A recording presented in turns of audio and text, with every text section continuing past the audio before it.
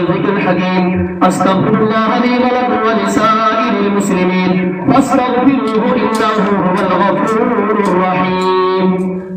ونعوذ بالله من شرور أنفسنا ومن سيئات أعمالنا، من يهده الله فلا مضل له ومن يضلل فلا هادي له، ونشهد أن لا إله إلا الله وحده لا شريك له، ونشهد أن سيدنا ومولانا محمدا عبده ورسوله أرسل رسوله بالحق بشيرا ونذيرا بين يدي الساعة.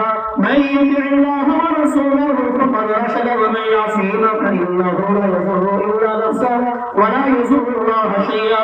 أعوذ بالله من الشيطان الرجيم. إن الله وملائكته يصلون على النبي يا أيها الذين آمنوا صلوا عليه وسلموا تسليما.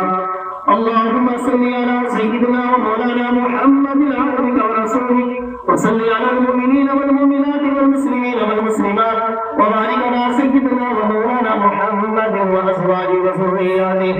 قال النبي صلى الله عليه وسلم: أرحم أمتي بأمتي أبو بكر، وأشدهم في أمر الله عمر، واستقروا حياء عثمان، وأقضاهم علي رضي الله تعالى عنهم أجمعين. وفاطمة سيدة نساء أهل الجنة، وحمزة أسد الله وأسد رسوله. اللهم اغفر للعباس وبلغه مغفرة ظاهرة وباطنة لا تغادر ذنبا.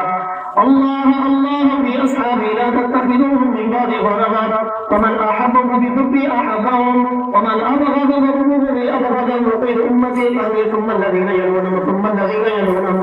والسلطان المسلم ذل الله في الأرض، من أهان سلطان الله في الأرض أهانه الله. إن الله يأمر بالعدل والإحسان وإيتاء ذي القربى وينهى عن الفحشاء والمنكر والبغي يعظكم لعلكم تذكرون. فاذكروا الله